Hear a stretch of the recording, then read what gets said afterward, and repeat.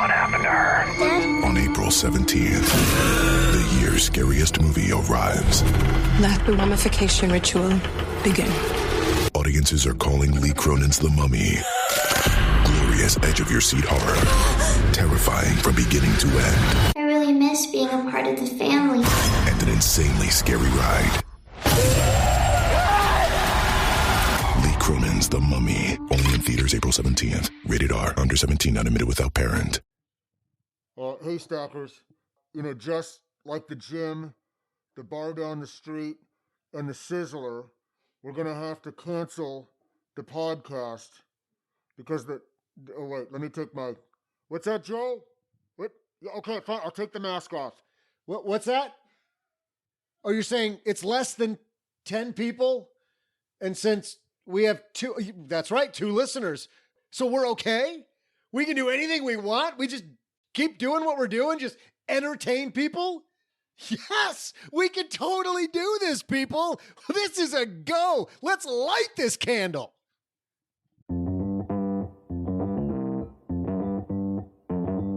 Live from Joe's mom's basement, it's the Stacking Benjamin Show.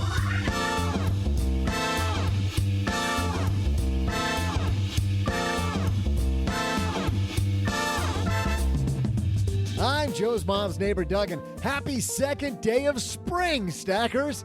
I love it when we can finally open up a basement window and share with the world the smell of old pizza and takeout. Today, we'll jump into not just spring cleaning the basement, but spring cleaning your money. What should you do? Here to help us, we welcome from the Paychecks and Balances podcast, Marcus Garrett. Plus, from Afford Anything, Paula Pant. And from LenPenzo.com, it's Marie Kondo. Nah, even she'd give up on this mess. It's just Len Penzo. Plus, speaking of cleaning, is it time to think about cleaning up how you save? Joining us on a special Friday segment, we welcome Dr. Ted Klontz and from Ally, Emily Shallal. Of course, that's not all. We'll also magnify someone's money situation and save time for my incredible trivia. And now a guy who probably needs to air out some shoes, Joe Saul-Sehy.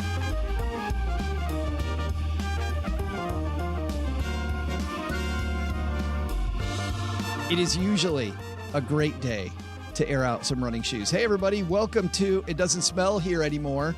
I'm Joe Saul-Sehy, Average Joe Money on Twitter, and OG taking a well-deserved break, which means today in the first chair, deep under Los Angeles, it's our good friend Len Penzo.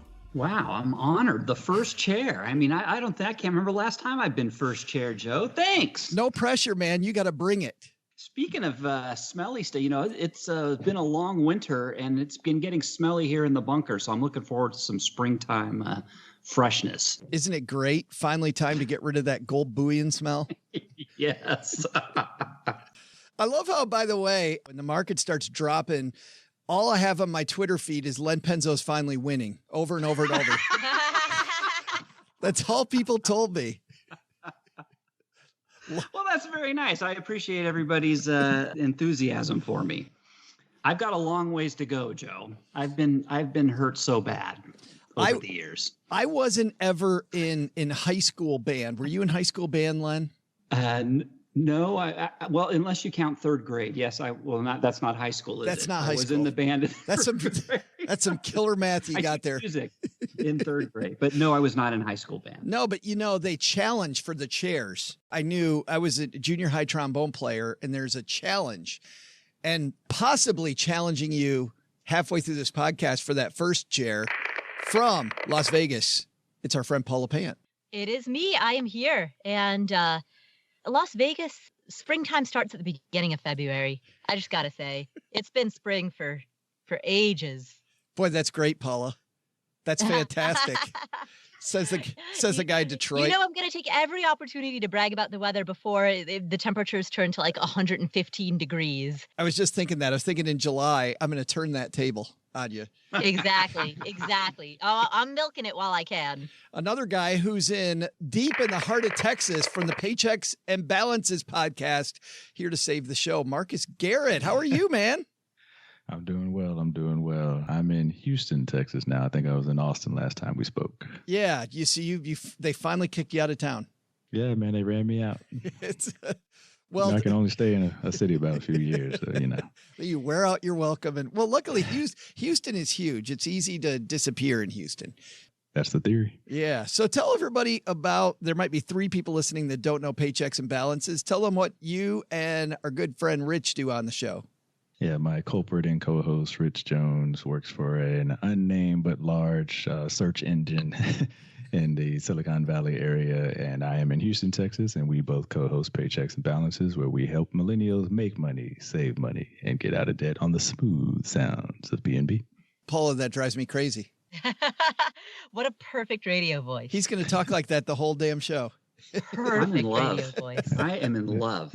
I re-upped the mic and the setup just for this. Len is driving to Houston right now. While he's driving, by the way, if the honeybee's with him, she could be reading the Stacker. He should. He's got to keep his eyes on the road. The Stacker is our Stacky Benjamin's email. You will get not only lessons from all the ways that I messed up my money over the years and the lessons I learned from it, but then you'll also get anything related to Stacking Benjamins on tour, where we're going to be, meetups that we'll have, stackybenjamins.com/stacker. We got a great show because we got Marcus Garrett from Paychecks and Balances with us. We got Paula, we got Len, so let's get this party started. Hello, darlings. And now it's time for your favorite part of the show, our Stacking Benjamin's headlines. Our piece today comes from The Balance. It's written by Miriam Caldwell. How to spring clean your finances. Paula, I think I'll start with you because I looked down through all of these things, much like we're cleaning out the basement this week. Cleaning out your spring finances is a pretty good idea. You know, this list honestly is kind of generic. Dust off your budget and make sure you get out of debt. Like it's all really basic personal finance 101. But don't you have think a budget, pay off your debt? Yeah, blah, blah, blah. yeah. But not all personal finance has to be niche and go 100 miles deep. I think there's a huge number of people here that need to learn these very basic lessons about money. Well, I don't know. I mean, so one of the tips in this article is pay off your debt, but like, let's be a little bit more thoughtful about this. First of all, when we say debt, what are we referring to? Are we talking about your mortgage? If so, is it a good idea to pay that off, or should you hold on to your mortgage so that you can invest that money into index funds instead and arbitrage the relative difference in the interest rates?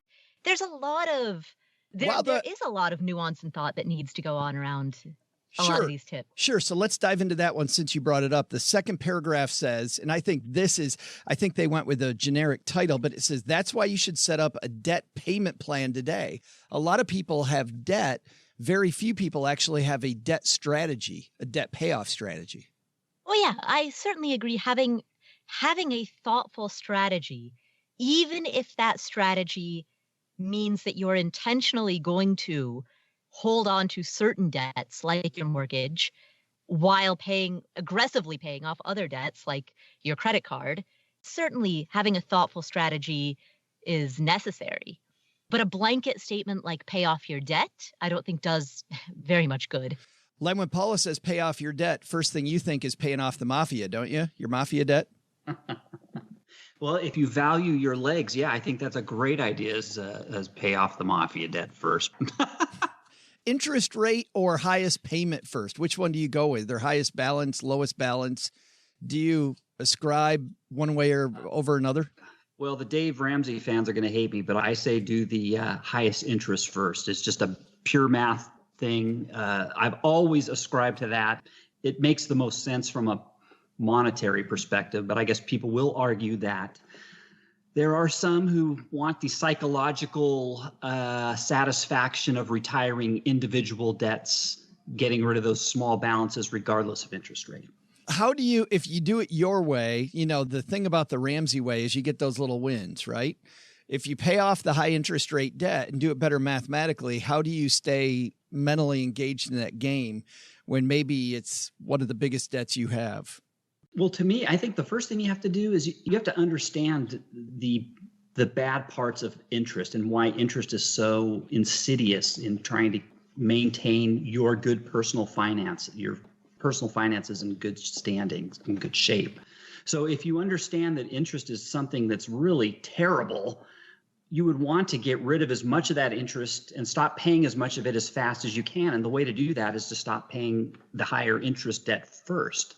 But if you're looking at the big picture and you're just looking at the balance that you owe in debt, then get rid of those little wins, as you say. Get as many little wins under your belt. Make yourself feel good. If that works, then do it. But like I said, if you're looking at this from purely a monetary perspective, it is a no-brainer to get rid of the higher interest loans first.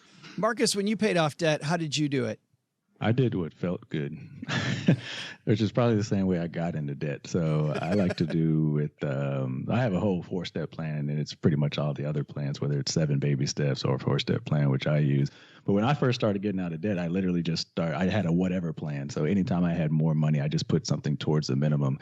And I finally saw something at a zero balance, and it felt good to see a balance at zero after 7 years of not really making any dents in any payments. And it really showed me that a plan could work. Then I went out and looked at the calculators and the debt calculators and put like a time frame and a timeline to it. But I mean, honestly, I don't think it would have ever worked for me to just go out and tackle it and be responsible. You had to be interested first. Yes. Yeah. And motivated. And so the motivator for me was seeing a debt payment paid off. I think the first one I tackled, I want to say, it was a used car with rims. I had my Taste that I had gotten a few years earlier, and I paid that off. And it was just, okay, this works. Just seeing something that works. Let's go over. We started with the one that Paula thought was stupid. Let's talk about the rest of these. Sweep out old spending habits. Marcus, how about for you, spending habit that has been a big win for you, curtailing? So we should have began that I'm an auditor, so I tend to go negative because I'm going to go negative right here. That's why I'm disclaiming accordingly. I was trying to save like $50 the other month, and I'm like so close to the bone right now. There's no more fat to cut. Like, actually, I did not discover it, I might add. Like, I spent the whole month like, okay, I just want to, save somewhere in my budget like $50, but I couldn't find it. Like, there's no more fat to cut. And I only share that story because I think some people, like, once you get really lean, it gets like you have to make more. You have to kind of find a way. So sweeping out old spending habits, like, I guess all the skeletons are out of the closet. Like, I don't got anything left to sweep. And so I'm sure the listening audience does, but I don't have one for this one. I'm living at the margins, man. Yours is all swept out. Exactly. So now for you, then it's all, and I think you mentioned this, but I want to draw attention to it. For you, it's just make more money. Yeah. I mean, I could go, there's probably people like, if they saw where I live on a Google map, they'd be like, yeah, he can definitely downgrade from there. But like, I also feel like that's something that I've earned over time as well. There's definitely things that I could cut, but they're not things that I want to. I can't do the traditional things that I did like during the book, like cut cable. Cable's been cut off for like 12 years now. I cut back on rent. I had a roommate. I don't want a roommate anymore. So some of these are like lifestyle choices and changes, but like they're not things I can just easily opt into like I could when I was 22, 23 going through that journal. There was actually a lot more fat to cut at that time. A lot of these big expenses, Paula, that a lot of people talk about cutting that you read about a lot, in boring pieces like this. Sorry. I thought I was pretty funny there. You never had a lot of those habits. Did you ever have cable? No. As an adult, I have never had cable. My parents had it when I was a child, but I, from the age of 18 onward, have never had cable. Big overspending at restaurants? Ever have that one? For a little while I did. That was probably one of my bigger weaknesses, particularly, I would say, in my early 30s. That one has dropped down pretty significantly lately over the past 2 years. But what's interesting is sometimes when you cut spending in a certain category, it's possible to replace it with spending in a different category, which means that overall you haven't actually saved any money. You have changed your spending habits, but you've simply just transferred spending in one category to another. So for example, restaurants. In my early 30s, Yeah, I think I spent quite a bit more on restaurants. For the last 2 years, that's dropped quite a bit. But in the last 2 years, I've spent a great deal more money at Sephora getting hair conditioning treatments and things like that. So for all the money that I've saved at restaurants, I've just transferred it over to like skincare. Len's nodding aggressively. Len, you're getting hair treatments as hair well? regeneration treatments is what I At was Sephora? nodding my head towards. Yeah, that's pretty expensive stuff. But this one is interesting though, Len, because I think about Paula, who never developed a lot of those habits and started early, and Marcus talking about, there's some expenses that he doesn't want to change. I think that the older you are, the harder it is to change some of those big expensive habits. Like, I think it's easier for young people listening to this to never move into a big house than it is for people who already live in a big house and they love their big house or they love their neighborhood or wherever they live. That downgrading for them is much more difficult than never having it at all. Well, yeah, that's a big thing. You can't just pack up and move. It takes a lot of effort. So yeah, that would definitely get you set in your ways, and there's things you can't do. I think the people who drink coffee have a hard time. It's so easy to say, oh, stop the Starbucks. There are people that are just totally addicted. I mean, they will not stop because they are convinced that that's the only way they're going to drink their coffee. So that too. I mean, I have my issues though too. I mean, I've caught myself with my model trains. There was a point there where I was spending $100 a week on my model train stuff, honest to God. So I had to kick back and say, hey, back off, dude. I know you can afford it, but you gotta back off. I think it would have been funnier if you had like a family model train intervention. Like everybody sat you down and went, Len, this is the caboose of this whole thing.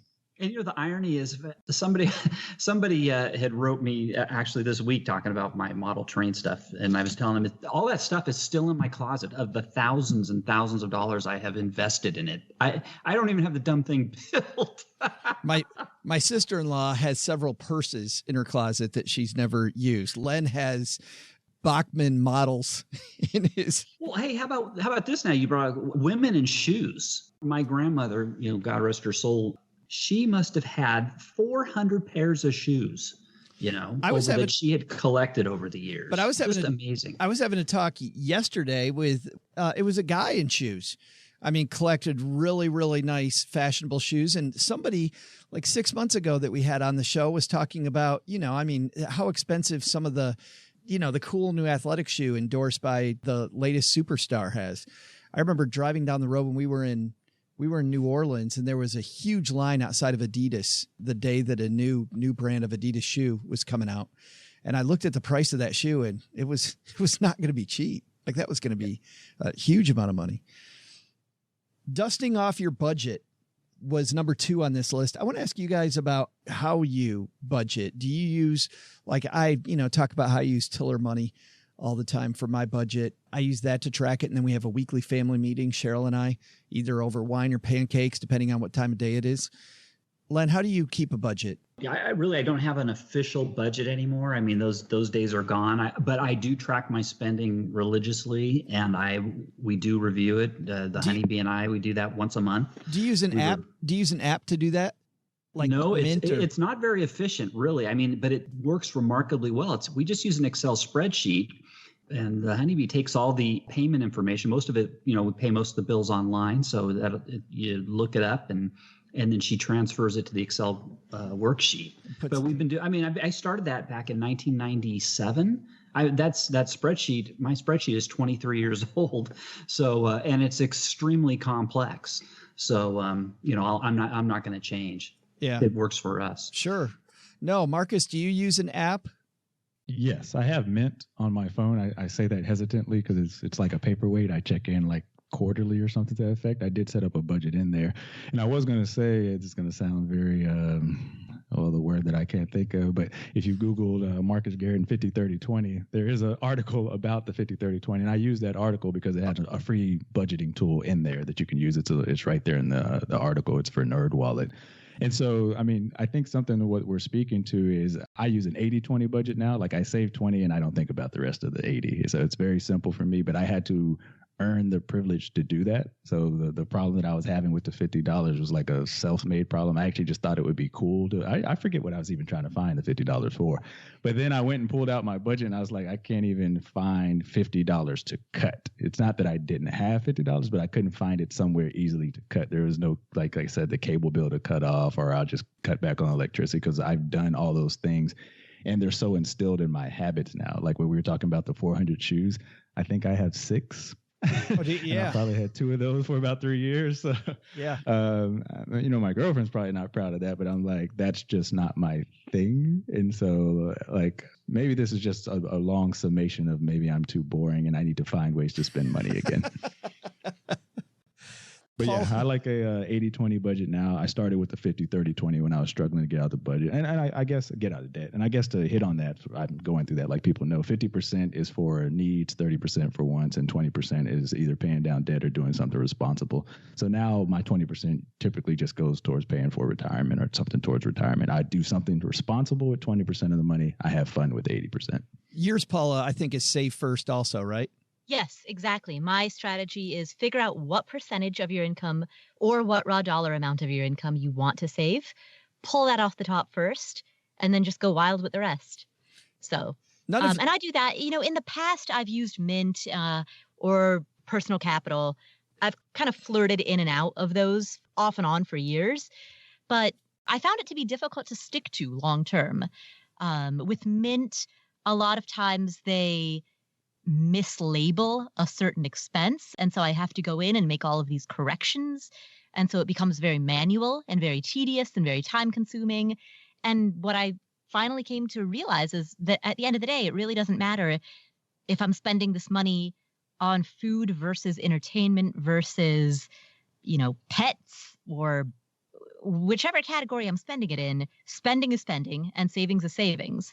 And if the point of budgeting is to make sure that you're saving enough, then let's cut to the chase. Just figure out how much you want to save, yank that off the top, and spend the rest. Ta-da, you're done. But for people that they're just starting out, though, Paula, I hear a lot of people in our community love things like YNAB. Like if you have debt and you're not good at knowing how to not get into debt and save enough, and you're not really sure where your money's going to a zero-based program, I think for those people, that's a great thing. Oh, yeah. I think certainly if your budget is super tight or you're trying to pay off debt or you're just new to this or you want a periodic check-in, for all of those times, strict line itemized budgeting makes sense. And I've done that myself, like I said, off and on for many, many years. Yeah. I just found it to be very hard to stick with consistently week after week, month after month over the span of a decade. That's the way, Len, yours used to be too, I think, wasn't it?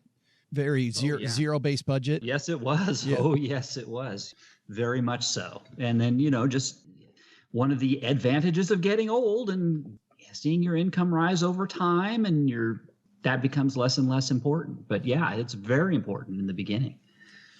Marcus, the last one on here is a plan for your future. And I really like that one. I mean, not because spring cleaning's a great time to plan for your future, but I think if you don't have a plan, the best time to get one is now. Yeah, I agree. And I think what I'm hearing as a theme here is if you're going to use these apps, if you're going to use these tools, for me, it was using them until I instilled these habits. So a lot of things that I do now, they're just second nature. Like, for example, when I'm walking through Target and all these temptations that people talk about in the Target discounts, I joke about that. But if it's not on my little list, so I maintain, we can go crazy here. So I do have Mint. I'm also looking at this calendar in the background, which is a whiteboard that I use, and I just update it because it's near the beginning of the month. I do that every month. And then I have a notepad in my phone of things I wants and needs. And so if it's not on my needs list, like that habit has been instilled over a decade now, it's really easy for me just to look at the list. Or I typically already have it memorized. And I just know that thing that I'm seeing in Target is a want. And I just keep on walking. And I think that's come from 10 years of practice of instilling that habit. So I don't need to pull out Mint. I don't really need to know what my budget is doing because I've got it memorized because I've got 10 years of practice. But the other thing I like about that is you've got surround sound. I mean, it sounds like wherever you look, you've surrounded yourself with these good reminders. Right. And did not by any stretch of the imagination occur overnight.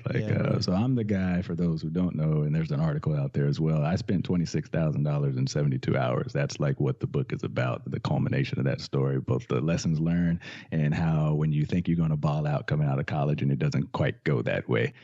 And now, still not quite at baller status, but with significantly more income than the 22-year-old self that I have. Like, it's bought a level of freedom. I mean, I feel like that's something that sometimes people are hesitant to own, and like I'm leaning in. Like it's gotten me to a point where clearly I don't even have to think about those types of things anymore. But that is a privilege, steps that you have to take, and I think have that come over time. So for those people who are starting off at the beginning, and I think we're going to hit a little bit later with the listener question, is at least you can speak to the arc, light at the end of the tunnel. Responsible near baller. Exactly. Almost baller. Paula, you picked this article. So what's the big takeaway? Oh, I picked this article, did I? I'm throwing you under the bus before you throw me under the bus. I would say the big takeaway is to check in with yourself about how you're doing with the basics.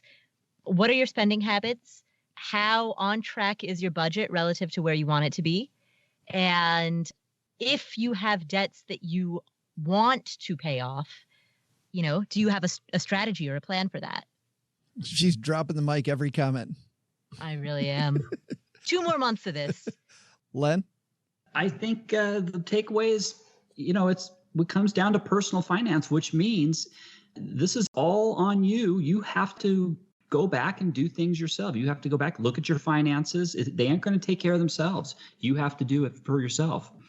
Mr. Garrett is the guest. You got the last word, man.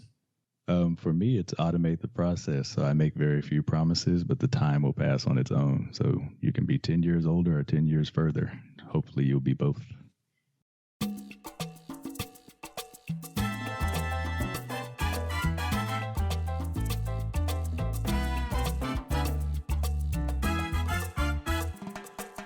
I love it when we can not only talk about fintech, but also about behavior, because as you know, it isn't fees, it's not the market, it's not any of these things that will ensure your success. It's what you do. And so Ally was working on some behavioral economic ideas. How do they make products that people are more likely to use? And at the same time, Dr. Ted Klontz, they found, has been working on many of the same things. Of course, Dr. Klontz is a noted money psychologist, and his goal has been to help people think differently about savings. In fact, his big message has always been that we're not wired to save, so we have to kind of trick ourselves into it. Maybe we'll talk to him about that today. So today, we're going to talk to Dr. Ted Klontz and Emily Shallal from Ally about better money behaviors and some of the things that Ally's done to put that into practice. Emily Shallal and Dr. Ted Klontz on My Dad's Shortwave.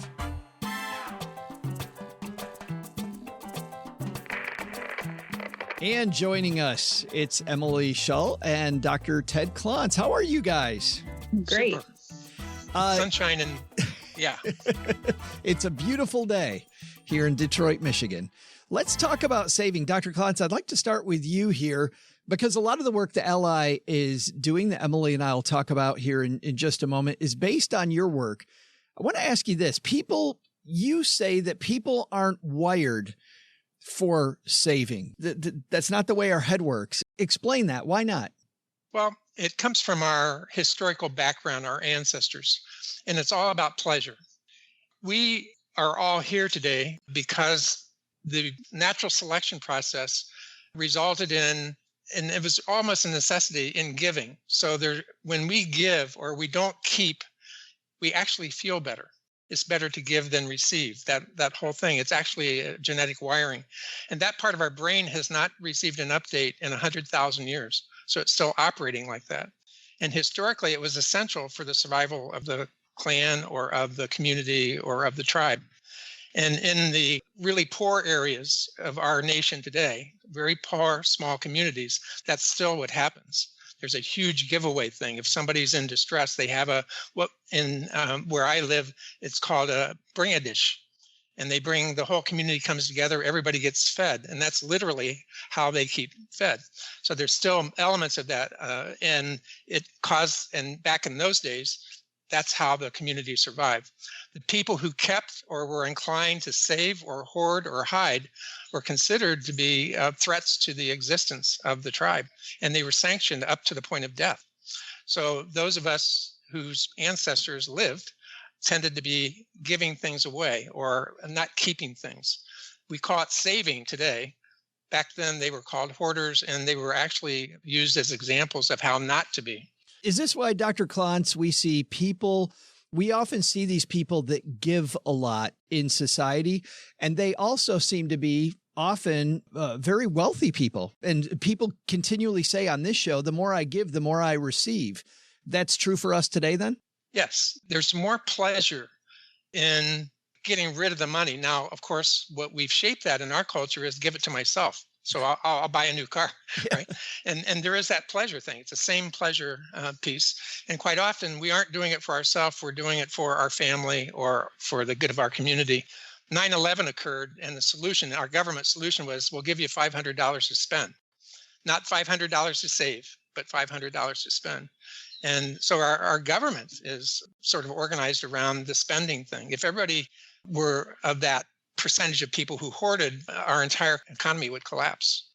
If we actually were in that 13% that were the ancestors that were hoarders. That actually were, yeah. That's so interesting. It makes me think of, we talk a lot about keeping up with the Joneses, but on the other side, it sounds like based on what you're talking about, to some degree, we don't want the neighborhood to be embarrassed because we're behind. So we're kind of giving to everybody else by keeping up. Yeah, and that taps into another basic need, which is to belong. That's the most threatening thing to human beings, is to have a sense that they're not a part of the tribe or they don't belong. Historically, if you looked around and the tribe was ignoring you, that was not good news. Right. Because you would be gone in a week, right? And so we're very sensitive to that too. So those two things commingle, and we end up with the behaviors we have now. The thing that's important to understand is until the last couple hundred years, it hasn't been important to save. Number one, the average person back 100,000 years ago lived to be about 20 or in the mid-20s. In 1900 in America, the average person lived to be 50. And we had intact families, intact communities. So the old lived with the young, and they all sort of lived and survived, and everybody supported each other. And of course, that's all gone now. And so that's why it's so important to save now, is we have to take care of ourselves. And that's really a relatively recently, in terms of human history, that's a new need. And our brains are going like, okay, this is not, it's having that problem, right? Well, so then now trying to make it work. Yeah, right. So then I'm thinking, of course, then the next domino, Dr. Klontz, is to some degree, then we have to trick ourselves. Absolutely. They're called brain hacks in today's culture, which means we are not going to change that basic program in your lifetime and my lifetime. We're just not going to do it. It's hardwired. It's also hardwired to do other things.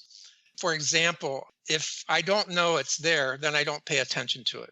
So one of the things that Ally has done essentially is we're going to take the money. You're going to know about it ahead of time, but you won't notice it in that moment. The federal government does this too. It's like it keeps your savings for you. Now, the money goes back to them, but so they're really interested in you saving, right? And Social Security, the same thing. It's an enforced savings. We have no access to it.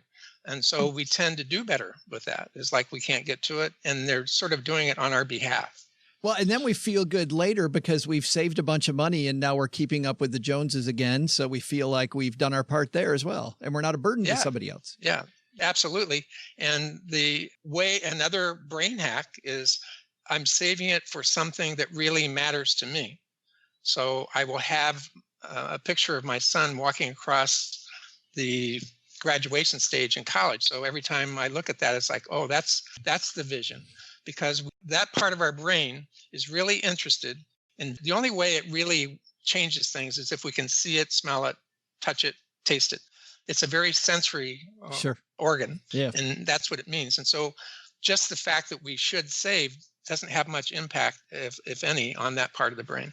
We totally agree at Ally. I mean, that's what we've seen in a lot of our research too, is that when you talk to people about their dreams and their aspirations from life, and they have a deep rooted emotional connection to those things. But then when they log on and just see a savings account with a balance, that emotional connection was completely missing. And so that's one of the reasons why we started down the path of creating these tools, is how do we create that emotional connection to their savings account?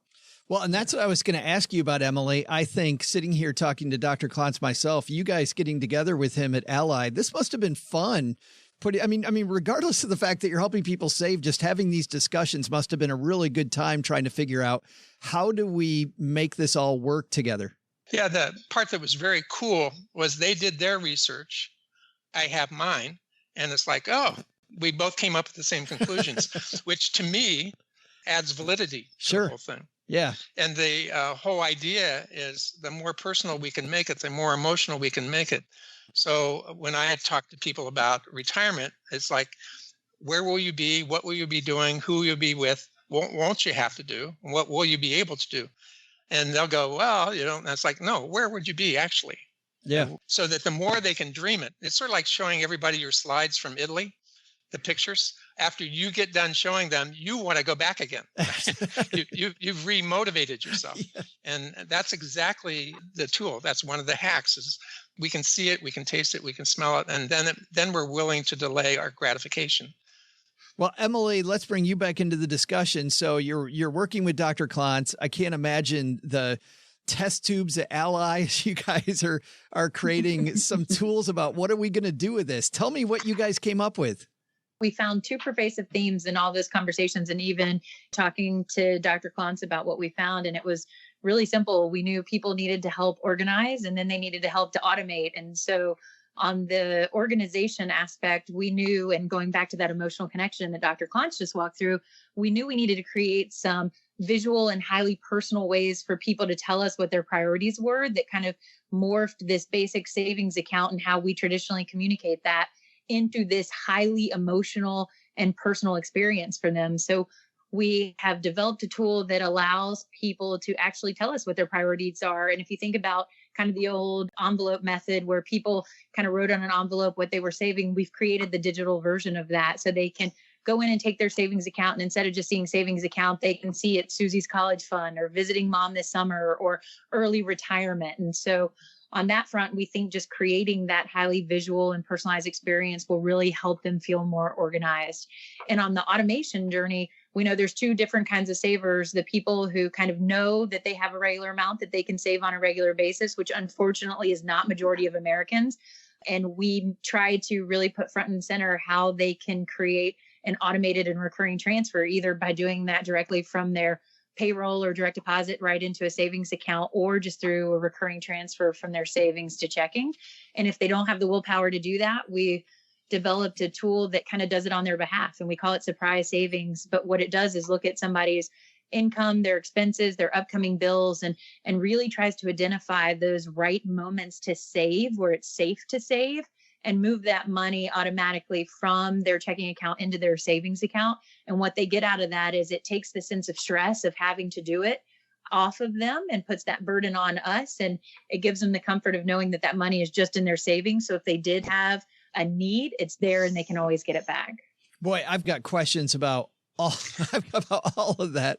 But let's start off with what you said about recurring savings, Emily, because it surprises me that somebody would say, I don't have the willpower to set up recurring savings.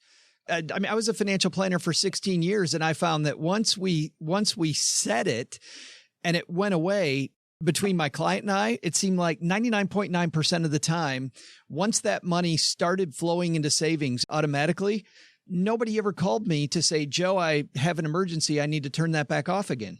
That's right. And that's why automation is so key. And if you think about even, the marketing that employers do around 401k, they know if you can just get somebody to enroll, they're never going to turn that enrollment off. And so and I'm sure Dr. Klontz, you have something to add on this too, but it's just that initial step of turning it on. But once it's on, it stays on in perpetuity for most people. So it is really critical just to get them to take that step. The more automatic we can make it, the more frictionless we can make it on the front end. The other thing that you talked about, the development of this concept, the way I see it is this is the beginning of a longer range plan. How do we allow them, or how do we encourage them to not take it out prematurely?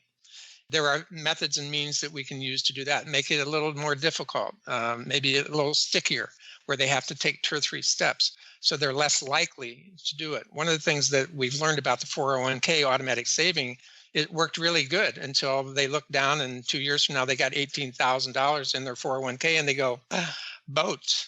Yeah. Now. Yes. Right? Yeah. And so each of these things presents wonderful opportunities, like, well, how do we help them to the next step?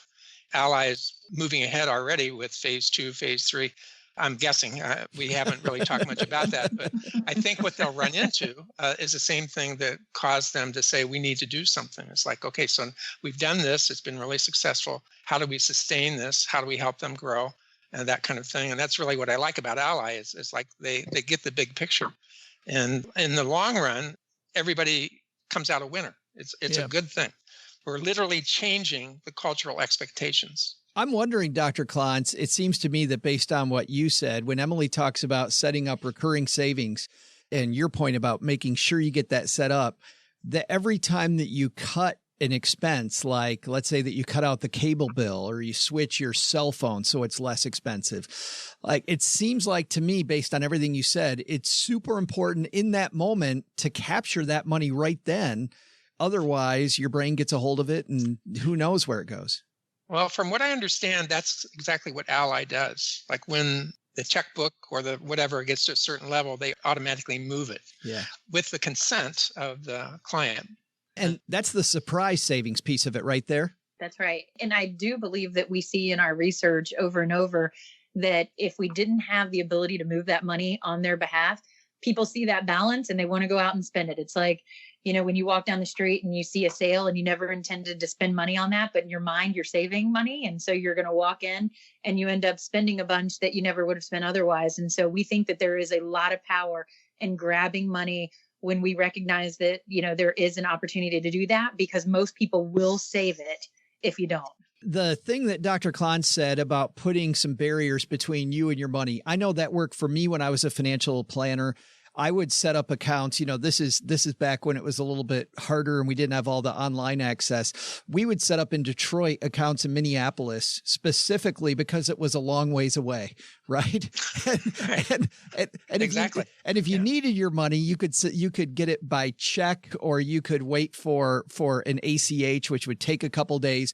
But if you had it wired, it was going to be the wire fee, which was roughly $15. And I'll tell you, Dr. Klontz, to your point, if there was $15 between you and your money, your brain came up with a different way. It always did. But Emily, I would imagine it's difficult for you guys to implement something like that without people thinking you're the bad guy. Like I could do it because I was a middleman and my client was in on it. But how are you guys thinking about creating those barriers? Yeah, I think it's an important question. And I will tell you that we've heard in a lot of our research, a lot of people have their checking accounts at branches all over the United States, but they're still using us as a savings platform. And a lot of that feedback when we ask, well, why did you pick Ally? And a lot of people is, well, it's one step removed from where I spend most of my money. Yeah. And so I do think that people have inevitably in their mind created a moment of friction with us because we are a digital bank that's not necessarily hooked to a lot of their other, spending accounts. And so I think that people create their own hacks. I do think from a brand standpoint, we try to make it as easy as possible for people to get to their money. We don't ever want people to think that we've locked it up in a vault, because we do make it very accessible. But I do think that we are trying to create moments of truth for people to really evaluate that decision and be mindful of whether it's the right thing to do for them. Yeah. And I would say also that when the buckets have names or pictures on them, it reminds them of why we're saving. It's like, oh, so it reduces the impulse to spend. That's right. If you pull money out of going to visit your mom this summer, it's a personal affront to your mother if you say you'd rather have a TV instead of that trip. Yeah. But sometimes that's a good thing. It just, you need some distance. I mean, maybe you really need that TV. That's another show, right? Yeah, that's right. Or the emotional mom stuff. I don't know. Yeah. Right. But this idea of setting up a buckets, Dr. Klontz, whether it's an Ally or somewhere else, is can't be overstated. I think that putting names on everything instead of just, I own this mutual fund, I own this savings account, like those are nothing. If you attach them to your goals, I think it makes it much more tangible. Yeah. Names are great. Pictures are even better. because the part of the brain that is the saver spender part is the sensory thing. So it responds, my grandchildren want to go to Mexico. So mom drew a palm tree and it's on the refrigerator. And it's like every time they don't order out a pizza, $20 goes into that, and they can see it. It's sort of like everybody who's saving money. They show you where they want to be and where you are. And I know it shouldn't be that way because we're really intelligent people. But basically, we are sensory people. When you go buy a car, they don't give you a list of cars for sale. They say, come with me. And they sit you down in the car, right? In the driver's seat. Yes. And this part goes, it's mine, it's mine. That part is about 6 or 7 years old, emotionally sophisticatedly. And the people who sell us things know that. Yeah, well, you get the new car smell. You imagine yourself driving in it. Emily, I want to. Did you know that a used car has that same smell? No. Yeah. No used car I've been in has that. Yeah. So they know that. It's sort of like the smell of baking cookies when you walk into a house. Oh, yeah. You're talking about on the lot, they spray it with that smell. Absolutely. Yeah. I was going to say my kids' used cars smelled like old pizza and stuff that shouldn't be in there. Emily, I want to ask you one more question about, you guys call it buckets. I want to ask about how you do this at Ally. Is it actually separate accounts, or do I have one account and it's subdivided among different buckets? It is one account subdivided among different buckets so that we try to make it as easy on the user so they can look at their holistic savings balance and then see, at an individual priority level, how much they've saved for each of those things. Well, that is really cool. Emily, how do we find out more about it if people want to look into the boosters and buckets and surprise savings and getting some recurring savings started? Yep, there is a lot of really good information on ally.com, and they can use that as their source if they want to learn about it. Awesome. Emily Shallal, Dr. Ted Klontz, thanks for hanging out with us for a few minutes and talking about saving more money. Yeah, thanks for being interested. Thanks so much. Hey there, spring lovers. I'm Joe's mom's neighbor, Doug, and holy cow, I forgot that yesterday was the first day of spring, and I'd planned this huge production down at the Sizzler of me balancing eggs. You know the drill on the Equinox. Eggs balance perfectly, right? No? Well, you go watch YouTube. It's all over the place. I mean, there's all kinds of videos about it, but I'm sure it's not quite too late, so let's try it out right here. I'll just, it's like a day later, so I'll just give it a whoops. Whoa. Oh, all right, that didn't work. One egg down. Okay, we're going to do this again, and check it. Wow! I thought I had that one. All right, it's no good. Anyway, we can probably turn this disaster into a trivia question somehow. Let me think about this how about this? How many eggs were in the world's biggest omelet? I'll be back with an answer and hopefully a better trick in just a moment.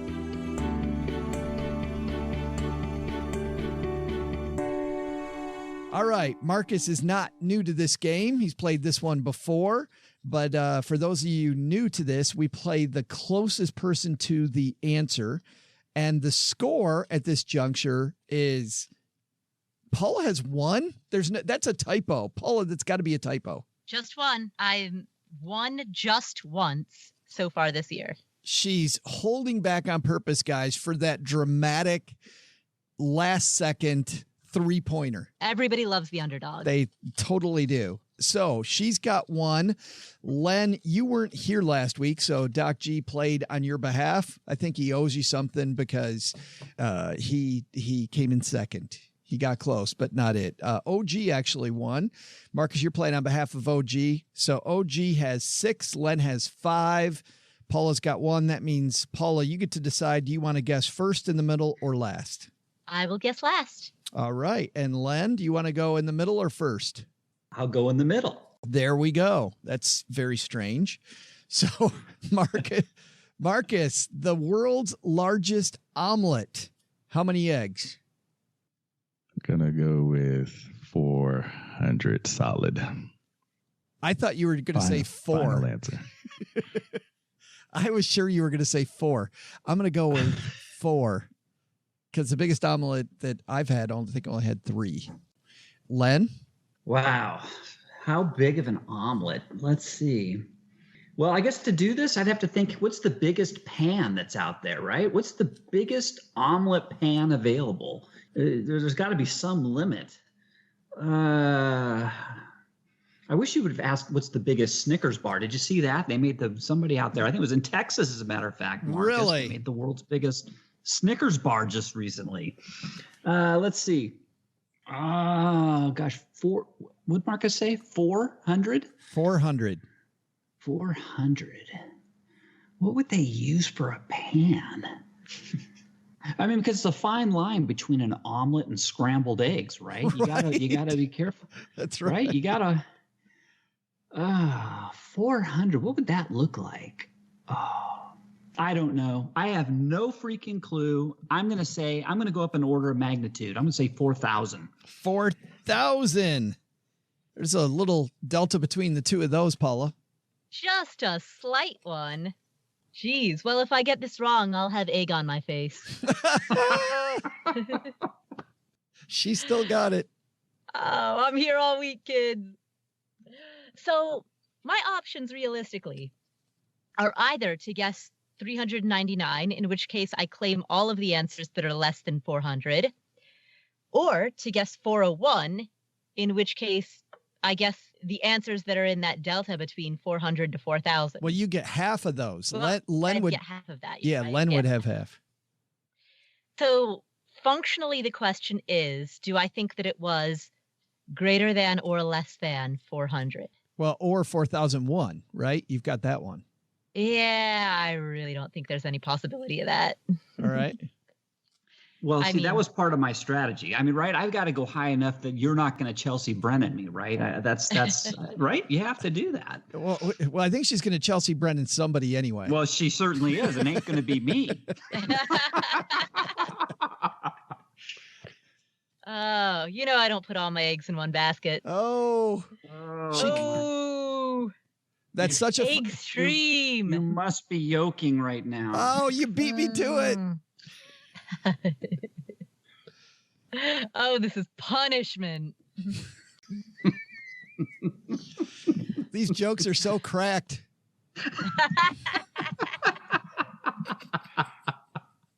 Marcus is like, what the hell am I doing here?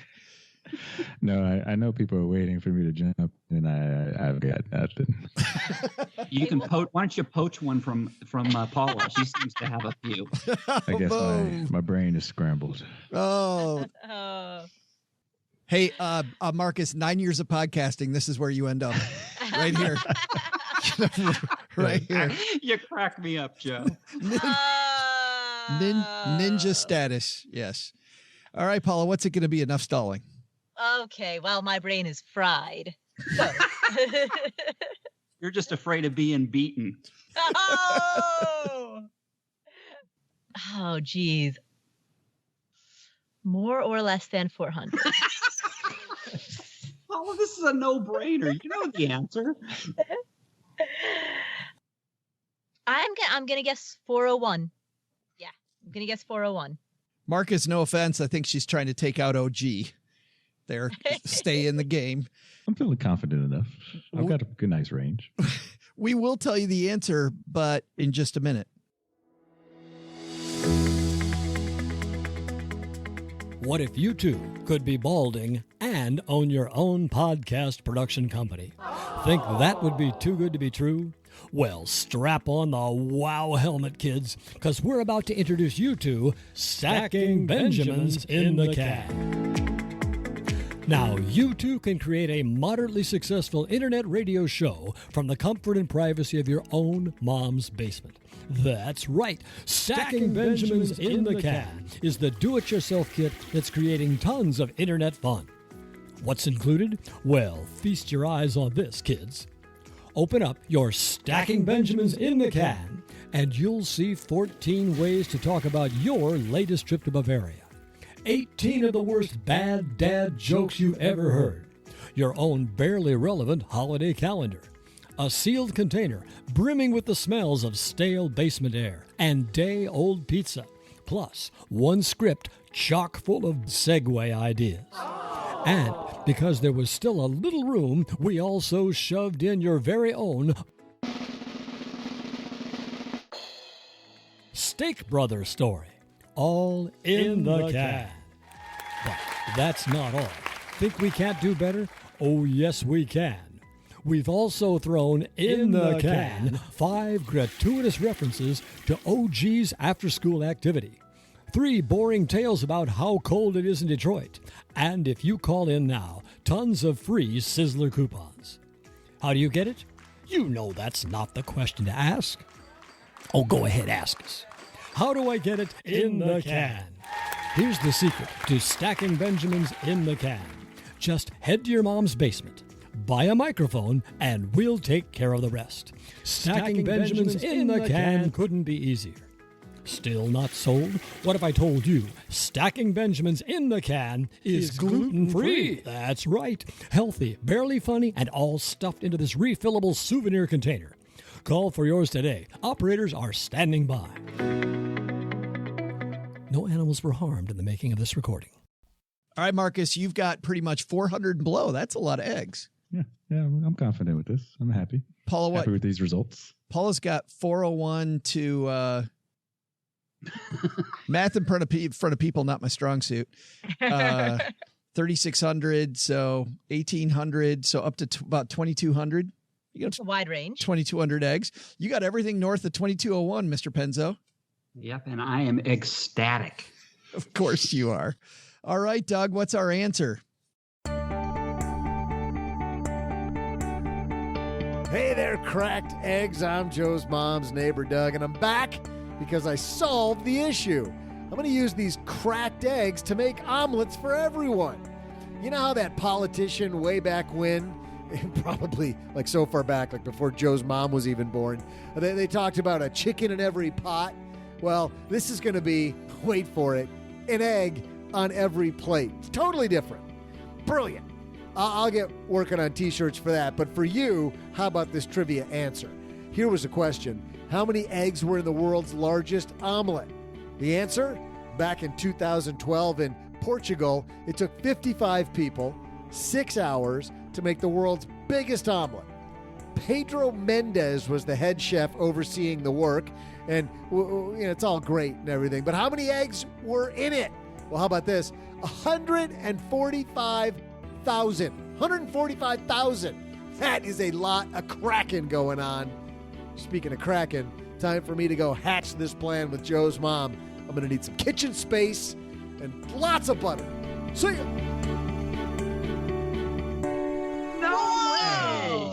Come on. Recount.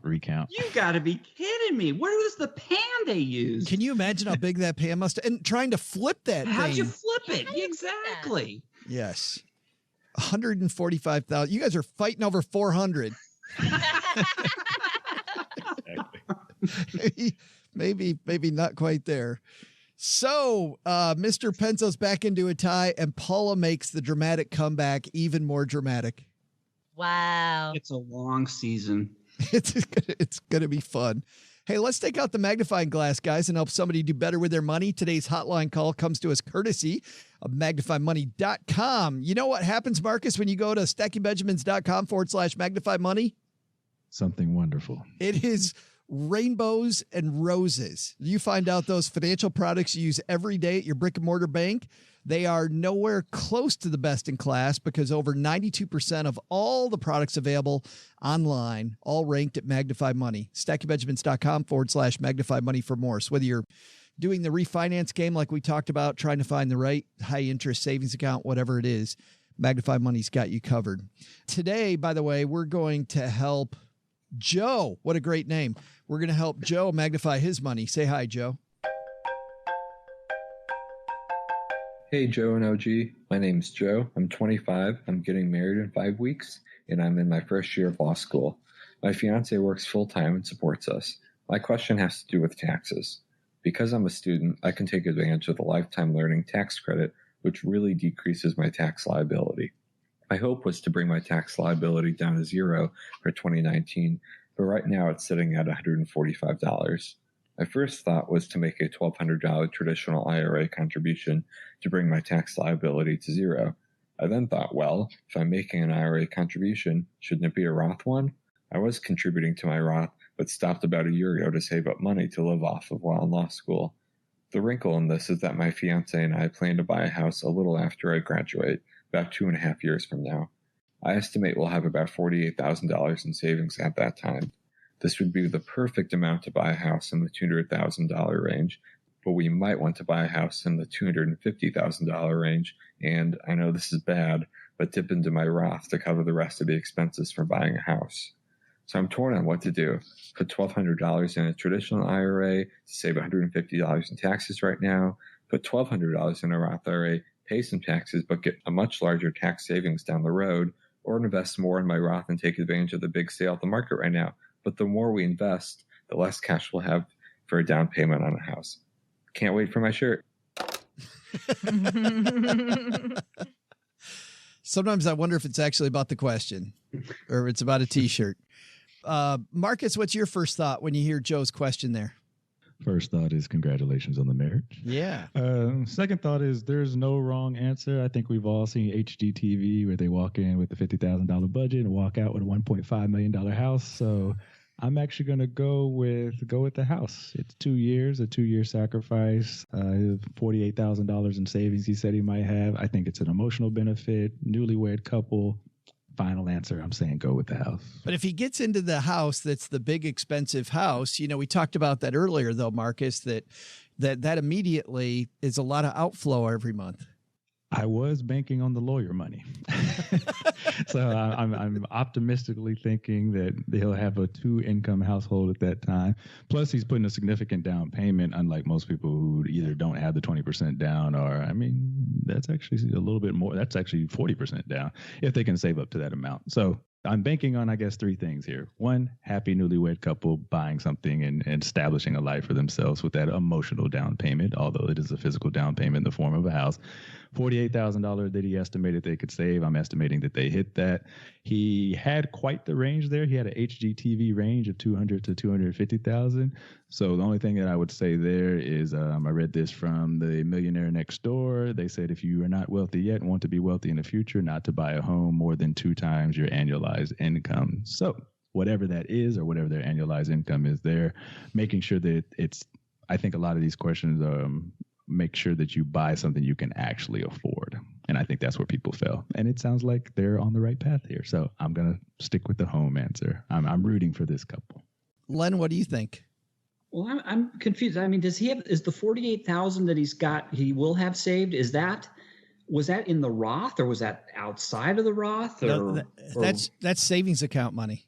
That's savings account money, right? Yeah. So, and he said that's going to be his down payment. My goodness, that's great. You know, if he puts money in his Roth, Joe can withdraw. He can withdraw that $1,200 with no penalties, right? You can withdraw your contributions. Plus, you can withdraw another $10,000 worth of earnings that I believe are exempt from penalties and taxes, right? So, you know, I don't think it's a big deal to go ahead and put the $1,200 in the Roth and pull. If you need that extra $1,200 later, pull it out because you ain't going to be penalized for it, right? If he puts it in the Roth, he'll still have the tax. He'll still have the same tax issue that he's talking about. But he'll still owe his 145 tax liability. He'll still owe the 145. Yeah, I don't know. Maybe it's just the point of life I'm in. I'm like $145 tax. I mean, it's $145. I was like, I don't know. I don't know. That just, to me, it's not worth worrying about. $145. Did you think that, Marcus, when you heard it? Were you worried about the $145? I was not, especially stretched out over 2 years, so it was a little under 300. And that's kind of what I'm looking at here. In either one of these scenarios, what he described anyway, he's talking about 2 years. And I think that's both plenty of time to self-correct when you're talking about a 40-year potentially retirement or 47 years to save. He's 25 now. Or if he puts in the Roth for 2 years. I just feel like 2 years, he's got a lot of flexibility and a lot of cash to work with here. He's flush with options, which a lot of people don't have. Paula, as my mom says, what are you thinking, Lincoln? Definitely put money in the Roth for a few reasons. Number one, he's in a lower tax bracket right now than he will be in the future. Once he graduates from law school, hopefully, if everything goes according to plan, he will have a job that will bring in a good income. And that means he will be in a much higher tax bracket. So don't worry about the taxes that you're going to pay right now, because you're going to be in hopefully the time in which you are in law school, these next few years will be the lowest tax bracket time of your life until you reach retirement. So put your money in a Roth now. Plus, not only are you in a lower tax bracket now, but also you'll get a lifetime of benefit from all of the compounding gains, the dividends, the appreciation, everything that accrues inside of that Roth.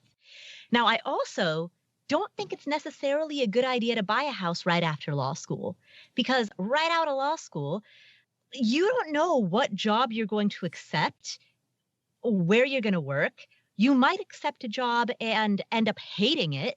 And after 3 months at that job, or after 6 months at that job, you can't stand your boss anymore. You can't stand your supervisors, and you want to quit that toxic office environment and switch to a different place. I don't know how location specific your fiance's work is. Maybe you'll stay in the same city. Maybe you'll end up moving to a different city for either one of your jobs.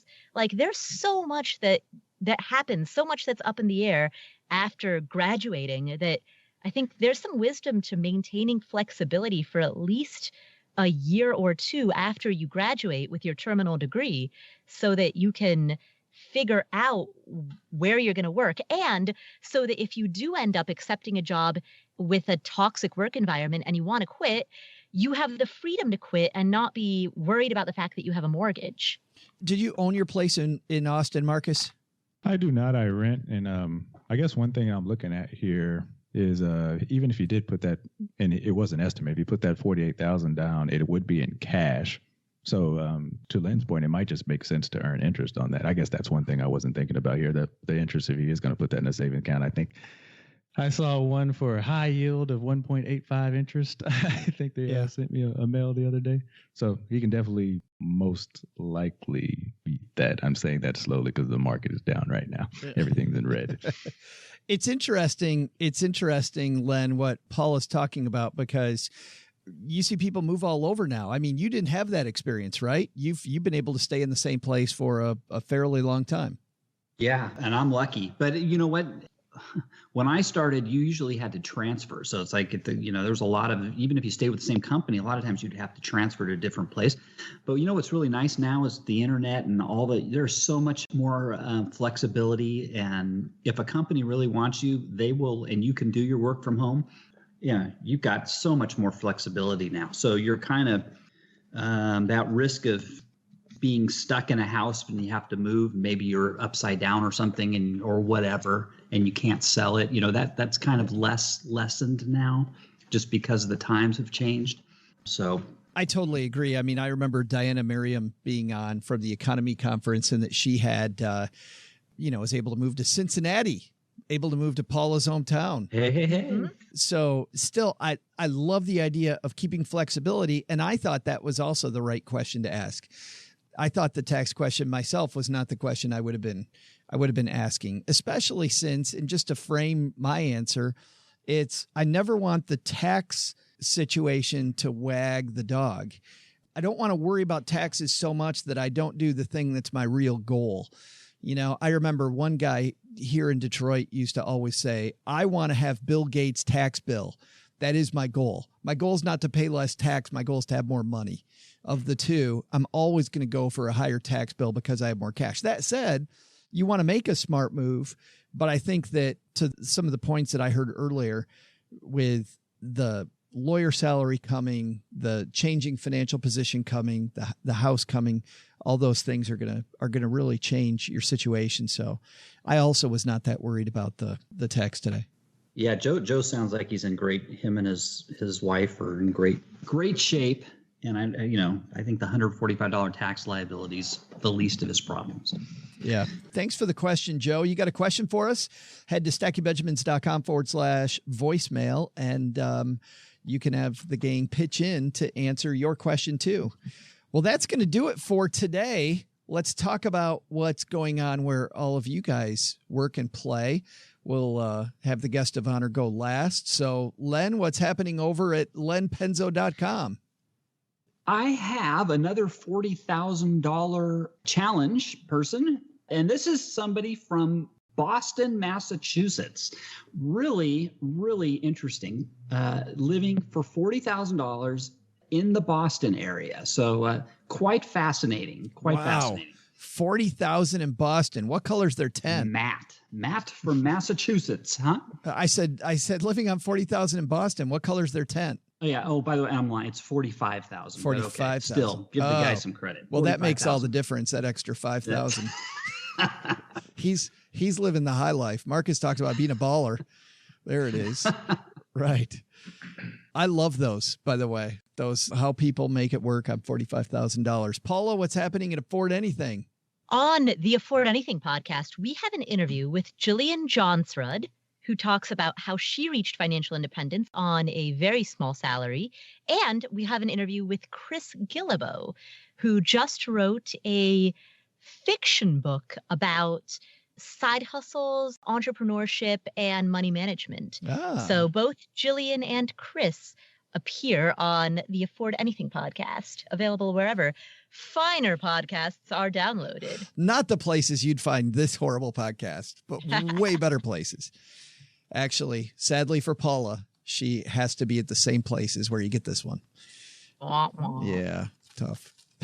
Actually, you know, there's a guy by the name of Joe Salsihai who joins me about one out of every 4 episodes. Brilliant episodes. The best quarter of our episodes ever. Everybody goes by, those people like Jillian and Chris. I mean, who cares about those people and their epic stories when you can get more Joe and his pedantic nonsense?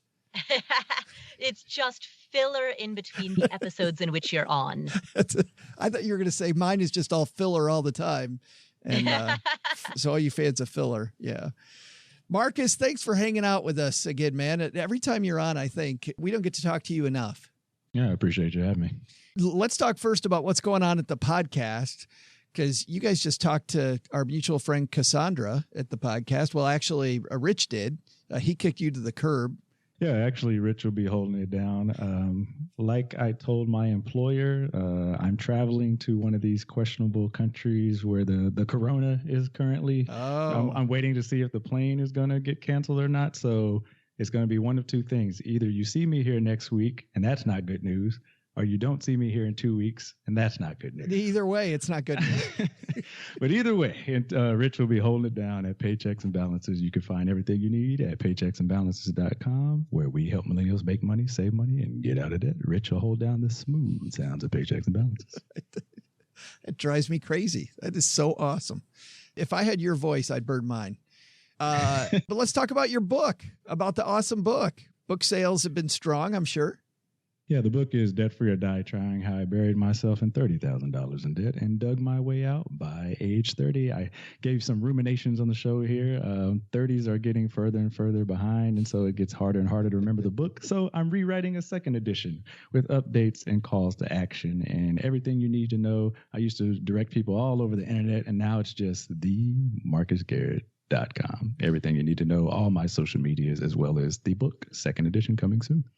We will link to the book and to Paychecks and Balances if you're on your commute or walking the dog at our show notes page at stackybenjamins.com. Actually, we'll link to everybody's awesome stuff at stackybenjamins.com. But Len, Marcus was talking about remembering 30. You remember 30. That was when you used to change the wheels on the horse and buggy, wasn't it?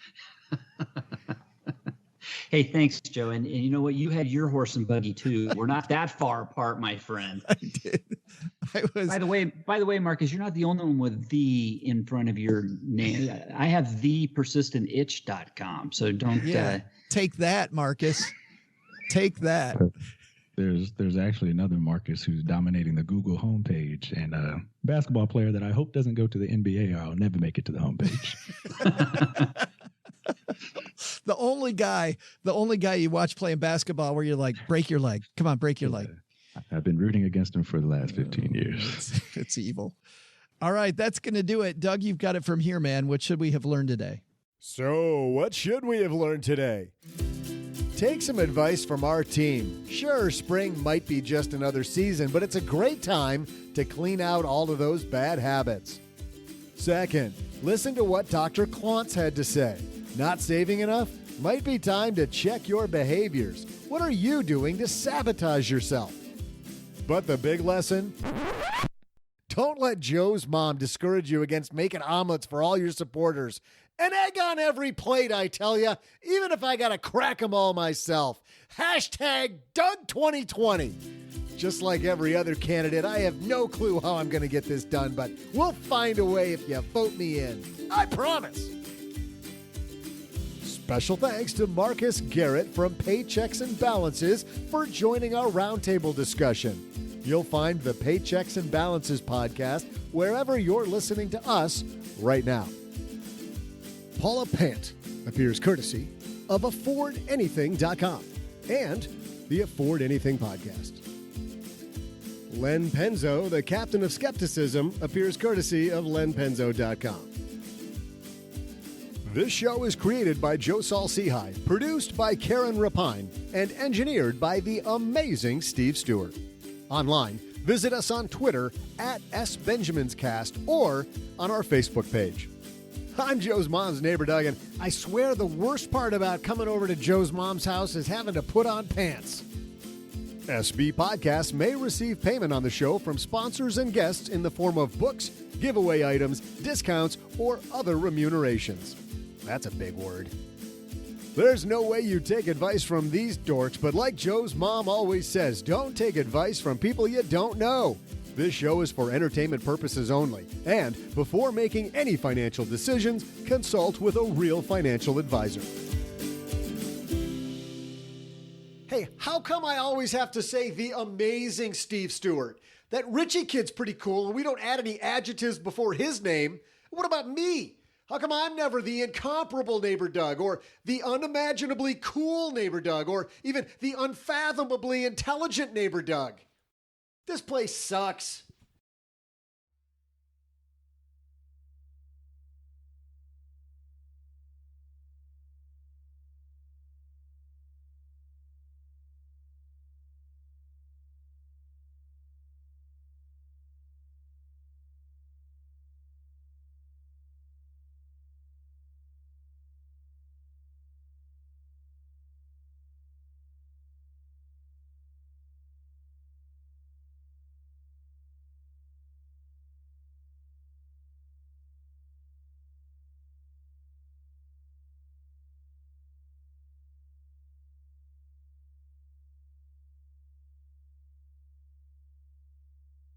All right, Doug talked about omelets, and I can't make omelets without making a huge mess in the kitchen, just a monster mess. But everybody, I think, well, maybe not everybody, but I kind of think most people have this complete mess in the kitchen that's just a delicious recipe. And I thought that we would have the Stacking Benjamins recipe time here during the after show. So, big mess in the kitchen. And while you guys are thinking about it, I'll go first. I make this beef and broccoli that is absolutely fantastic. It's incredible. I make the beef separate from the broccoli. Like a lot of people put them together. I will make the beef first, and it's a bunch of cornstarch, a lot of peanut oil, red pepper, red wine, hoisin sauce, clam sauce, and soy sauce, but a bunch of cornstarch. You sit it in cornstarch at room temperature for about half an hour beforehand. And oh my, it's so good. But when I get finished with that, my entire kitchen is just an absolute mess. Paula? So I make my own pesto. I grow the basil plants on my kitchen counter.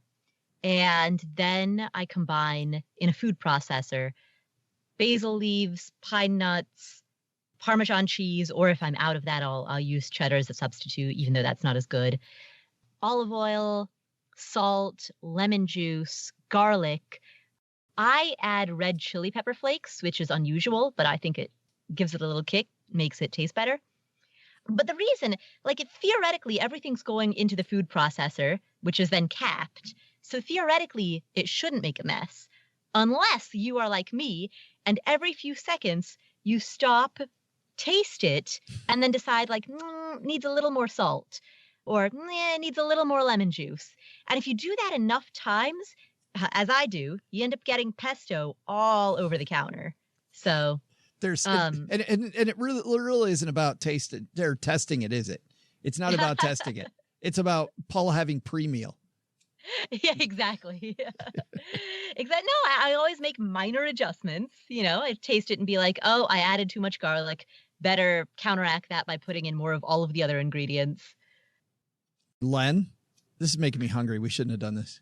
Well, I make lots of messy meals, but I'll tell you when I got just the other day, oh my God, it made such a mess. And I'll tell you why after, but it's a fettuccine shrimp mushroom creamy pasta.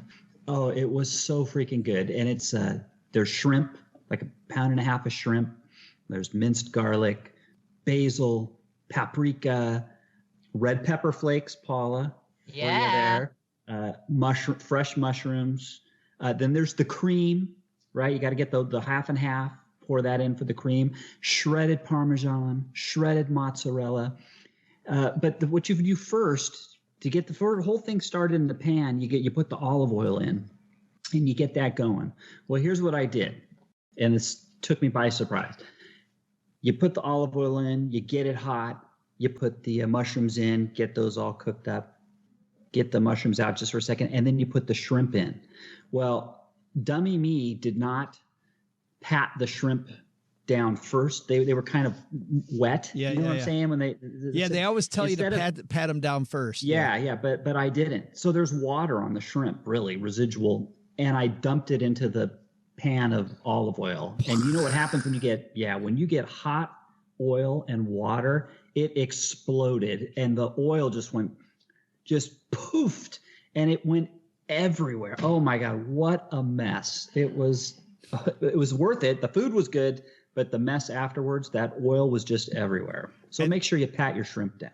And that's the lesson of what happened to Len's hair. Right there. Thank God I didn't have any hair, or it would have been gone. He would have had tips. Would have had all kinds of fiery tips in the end of his hair. All right, Marcus, for the win, man. Best macaroni and cheese ever. Yeah, exactly. You save your worst for last, because I was reflecting over my culinary, delights, and I realized I couldn't even come up with a recipe.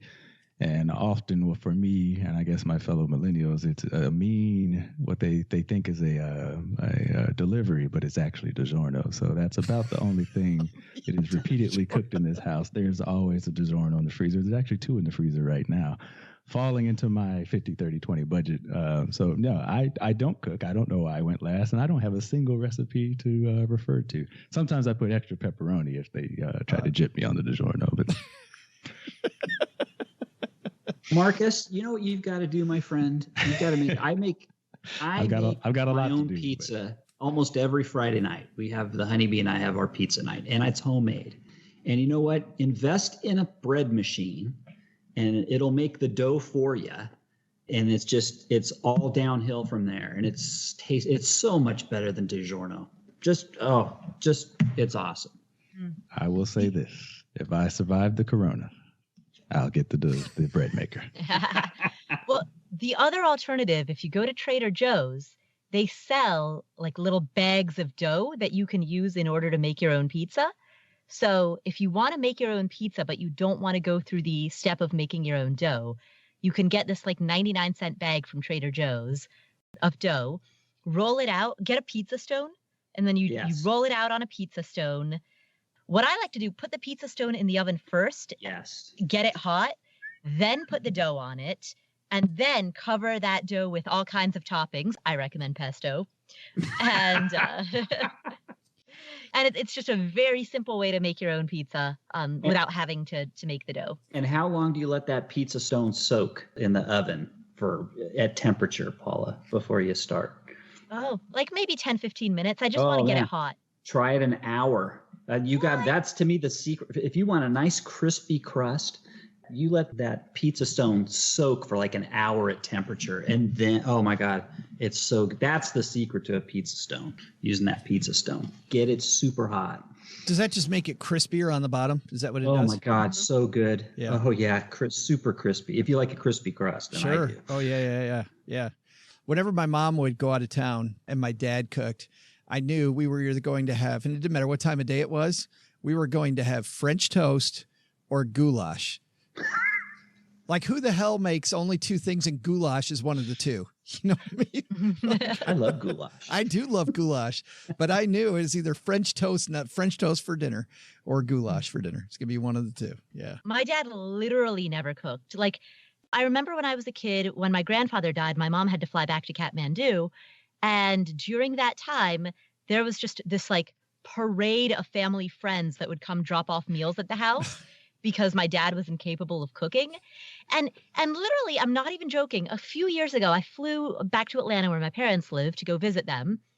And my dad, who at this point is like in his 70s and retired and has absolutely nothing better to do, and therefore has like no excuse for why he doesn't cook. You know, my dad was like, "Oh, would you like a glass of water or a cup of tea or something?" And I'm like, "Yeah, sure, that'd be great." And then he like kind of looks around the kitchen blankly, and it turns out he doesn't know where the glasses or the mugs are kept. Like, he's lived in this house since 2007, and he doesn't know where the water glasses or the coffee mugs, tea mugs are kept. That's the perfect existence right there. Easy now, Paula. You know, when you get older, you just forget. He never learned it in the first place. Speaking from experience. I thought, Paula, when your mom was out of town, your dad was going to look at you and go, want a DiGiorno? And we bring it like full circle.